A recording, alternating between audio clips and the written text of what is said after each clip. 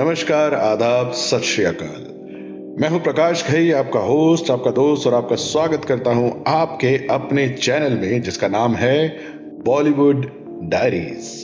पेश है हमारे आज के एपिसोड की झलकियां। हमारी आज की पहली कहानी में हम बात करेंगे स्वर्गीय मीना कुमारी जी की। बात उनके उस आखिरी शॉट की, कब, कहां और किस फिल्म के लिए दिया था उन्होंने अपना आखिरी शॉट। दूसरी कहानी में हम बात करेंगे एक ऐसे युवा नौजवान की जिसे उसके पिता द्वारा सिर्फ 2 साल का वक्त दिया गया था हीरो बनने के लिए। और आज की तीसरी और आखिरी कहानी में हम बात करेंगे किसके लिए तोड़ा AR रहमान ने अपना रात में ही रिकॉर्डिंग करने का रूल। तो आइए शुरू करते हैं। The show must go on. ये कहानी है हिंदी फिल्मों की ट्रेजेडी क्वीन स्वर्गीय मीना कुमारी जी की। एक बार की बात है जब मीना कुमारी जी बहुत गंभीर रूप से बीमार हो गई थी और उन्हें हॉस्पिटल में भर्ती करवाया गया। लेकिन हॉस्पिटल में भर्ती होने से पहले उन्होंने अपनी सारी अधूरी फिल्मों की शूटिंग पूरी कर ली थी। पर फिर भी एक फिल्म थी, दुश्मन, जिसका थोड़ा सा काम बाकी रह गया था। अफसोस तो था, लेकिन वो फैसला कर चुकी थी कि ठीक होते ही सबसे पहले फिल्म दुश्मन का बचा हुआ काम पूरा करेंगी। इस समय फिल्म के निर्माता प्रेम जी और निर्देशक दुलाल गुहा उन्हें एक दिन हॉस्पिटल देखने आए। मीना जी ने अफसोस जाहिर किया कि मैं छोटा सा जो काम बाकी रह गया है वो पूरा नहीं कर पाई। निर्देशक दुलाल गुहा ने सांत्वना दी कि आप चिंता ना करें, अगर कुछ और नहीं कर पाए तो थोड़ा सा चेंज कर लेंगे शॉट्स में और फिल्म कंप्लीट हो जाएगी। पर फिर भी एक प्रॉब्लम रह गई है, एक शॉट चाहिए था, खास तौर से वो शॉट जिसमें मीना कुमारी जी दुल्हन बनी हुई नजर आती हैं।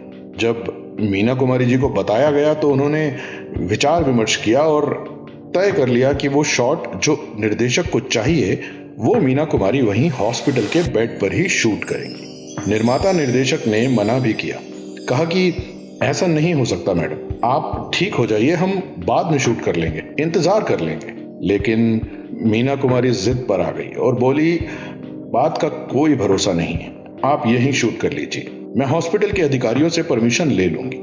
और मीना कुमारी को परमिशन मिल भी गई। कुछ दिन बाद डायरेक्टर दुलाल गुहा ने हॉस्पिटल में शूटिंग की और मीना कुमारी ने अपने हॉस्पिटल के बेड पर ही सारे शॉट्स दिए। उन्हें दुल्हन के रूप में सजाया गया।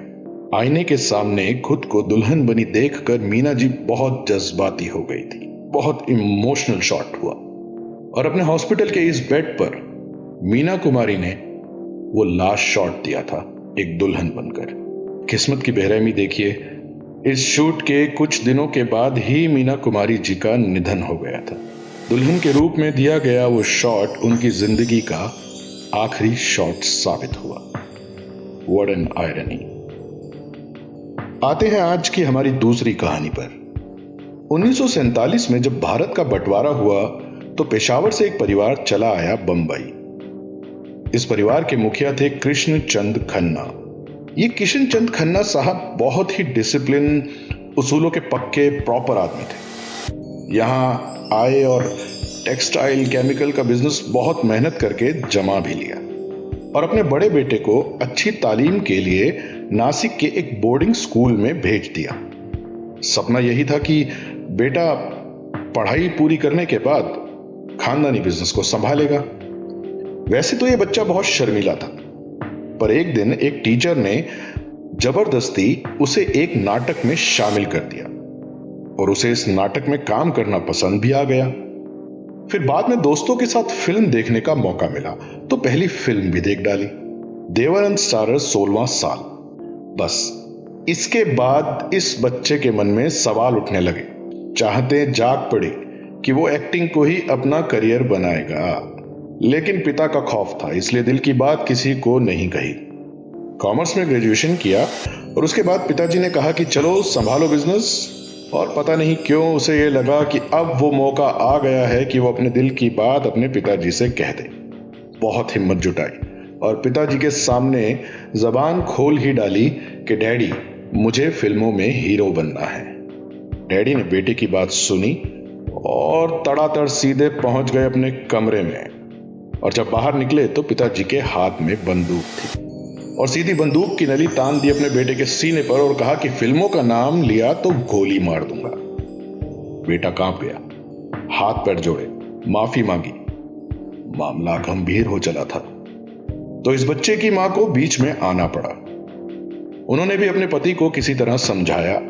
मामला थोड़ा ठंडा हुआ।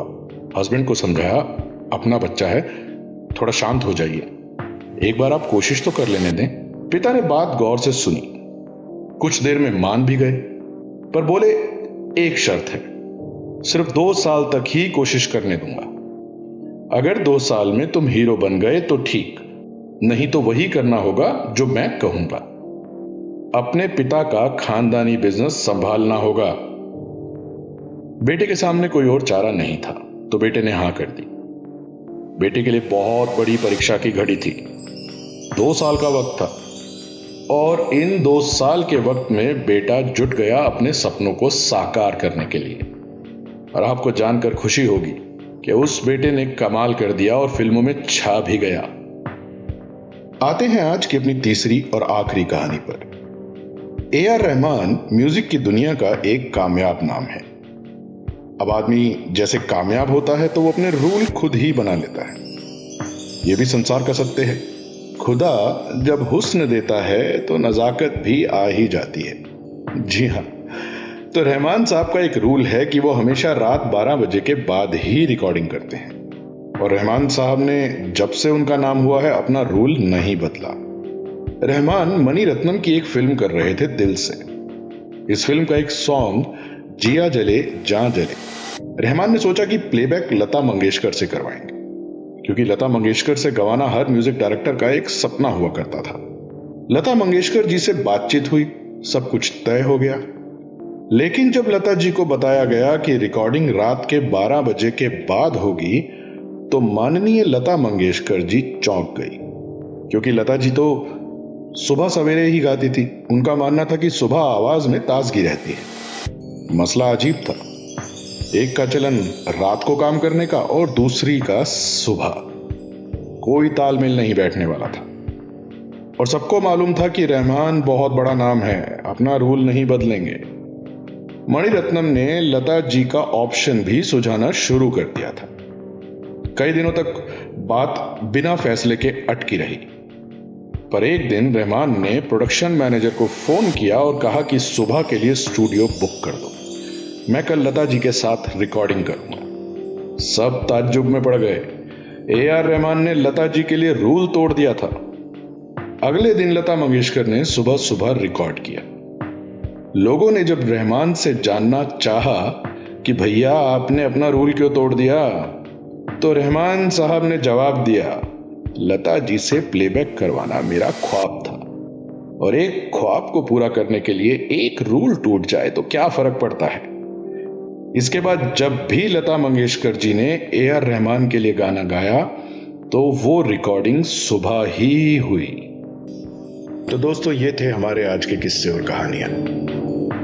आशा करता हूं कि हमारे द्वारा सुनाए जाने वाले किस्से और कहानियां आप लोगों को पसंद आ रहे हैं और उम्मीद करता हूं कि प्रोत्साहन के रूप में आप हमारे इस वीडियो को लाइक करेंगे, हमारे चैनल को सब्सक्राइब करेंगे, ताकि हमें प्रोत्साहन मिलता रहे और हम इसी तरह से बॉलीवुड की गलियारों से आपके लिए और भी दिलचस्प किस्से और कहानियां लाते रहें। तो आज के लिए बस इतना ही। दुआओं में याद रखिएगा। जय हिंद, जय भारत।